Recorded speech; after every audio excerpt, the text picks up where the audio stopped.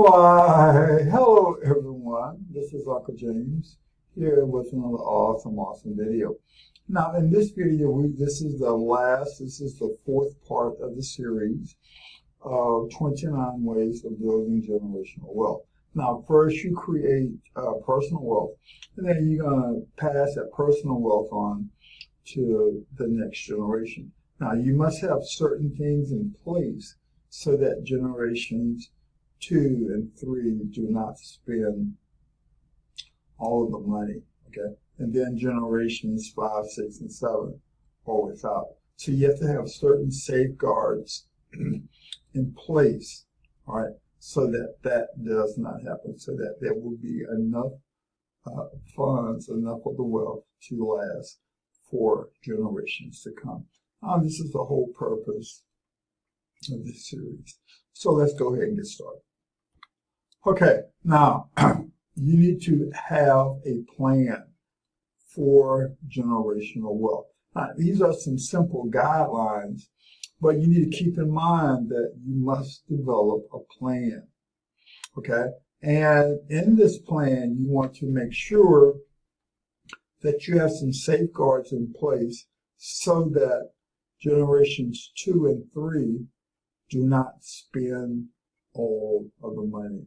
Got to have certain safeguards in place and some restrictions on how they can spend the money, and then, like at what age and what they can spend the money on, and then a percentage of how much they can spend. Now, this is just some general examples as to how you would develop a plan. Now, you also want to make sure that your children, that generations 2 and 3, understand the importance of having a plan, not just having a plan, but they need to know financial literacy. They need to understand how to spend money, how to make money, and then how not to spend all of the money that they have. They need to understand the importance of a budget.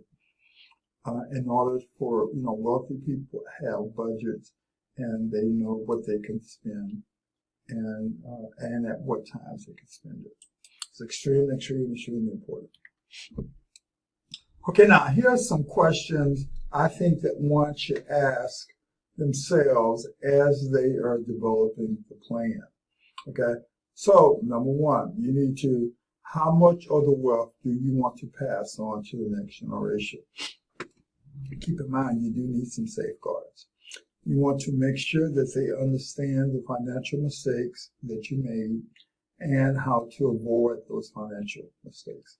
Extremely important, because you don't want them to spend their time going over the very basic stuff. The whole goal for generations 2, 3, 4, 5, and 6 is to build upon what you have left.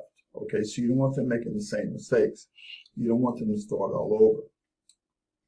And then you want them to understand managing money. Okay, how do I manage this money that I have? They need to have a really good understanding of financial literacy, a budget, and they need to understand assets and investments and how those two can create wealth.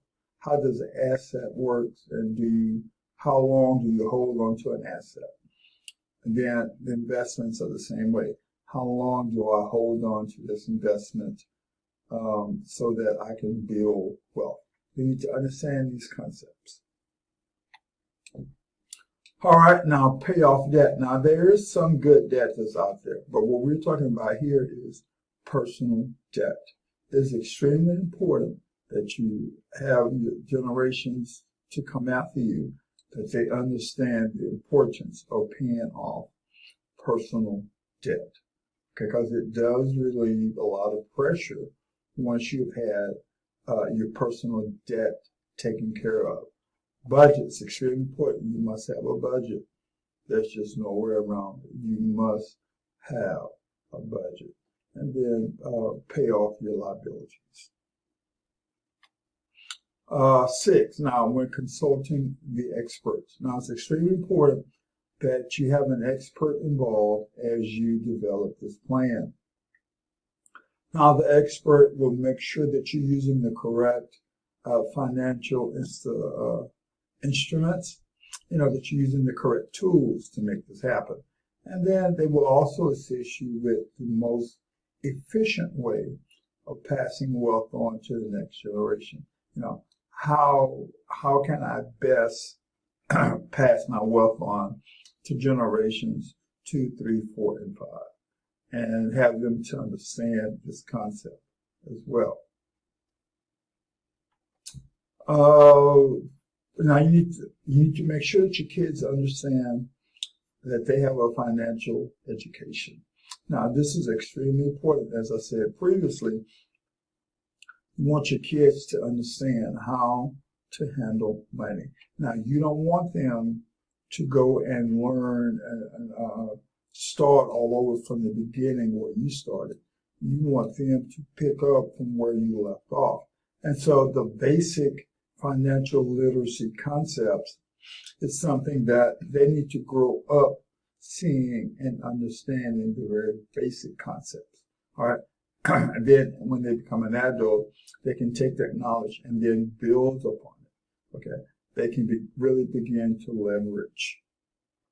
And they will understand how to use credit as leverage. And also they will understand the importance of OPM, other people's money. Now, this is extremely, extremely important. OPM strategy, using other people's money. Now, it's important that these generations to come understand this concept. You want to use assets to buy liabilities. Okay, we do not sell the asset. We hold on to the asset, but we use our assets to purchase liabilities. OPM, other people's money. This is extremely, extremely, extremely important. Now, you must also have an estate plan, because this is very, very, very important. So you want to have all of these plans developed in the beginning. Have all of this set up and established in the beginning so that all the money is not spent. All right? It's extremely, extremely, extremely important that you do this and that you have experts to help you with developing this plan. Now, an evergreen business. Now, you need to make sure that you have evergreen businesses that you want them to invest in evergreen business. What is an evergreen business? An evergreen business is something that, irregardless to what the market does, it will continue to provide revenue. If the market goes down, if it goes sideways, there's a recession, then because of evergreen business, it will be affected a little bit by the turn of the economy. However, it will not be affected a whole lot. Okay, so you need to quickly identify some evergreen businesses and then invest in those. Okay, so here are some type of businesses that are considered to be evergreen. Groceries, people will always, always, always need a grocery store. Pharmacy, those are extremely, extremely, extremely valuable. That's an evergreen business.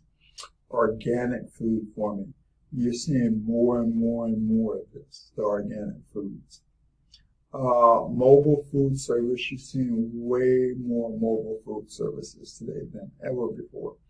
And then financial planning services. These are some examples of what would be considered an evergreen business. All right.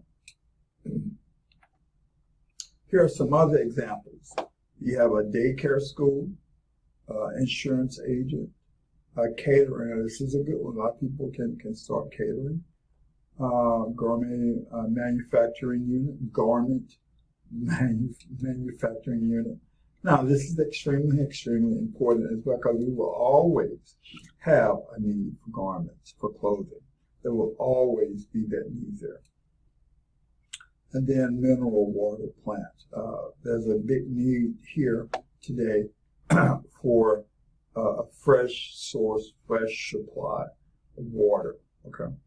When I was young, I never thought that I would see people paying for water because it was so much in abundance. But today, people are purchasing bottled water. Some of the water that they're purchasing has vitamins in it, has some other things in it. But I just never thought that I would see the day when people would be paying good, hard money for water. So these are some examples of what would be considered a evergreen business. Now, success leaves clues, and it does. Success does leave clues. It is extremely important that you become a person who takes massive action every day, every day, every day. Massive, massive action.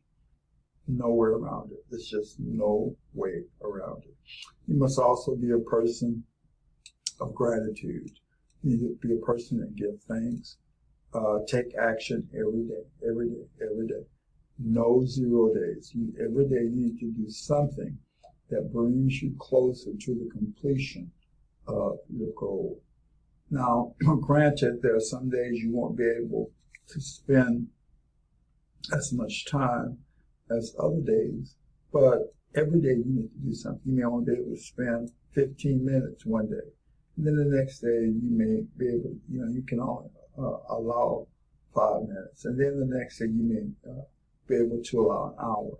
But however much time you have in each day, you need to make sure that you allow time for that. Now, there's a very famous and popular book out there. It's a great history book. And it has been translated into many different languages over the years. And in this book, there's some promises that are mentioned, some promises and some concepts which are extremely true. They are truths. And when you apply these concepts, you will see how they work. Now, it doesn't matter if you believe in the concepts or not. The concepts work.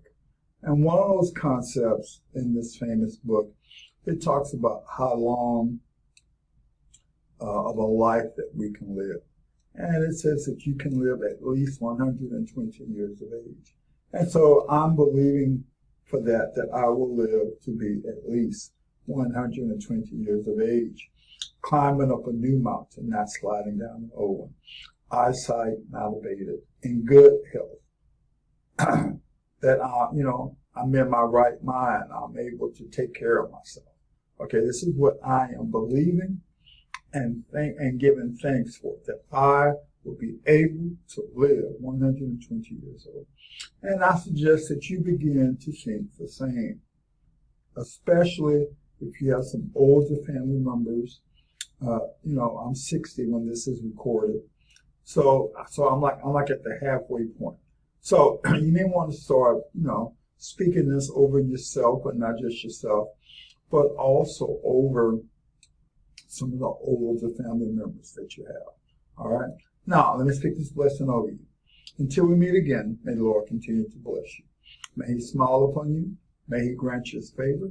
May He continue to give you His peace. And may He also continue to enlarge your territory. This has been Uncle James. Have a great day. Take care.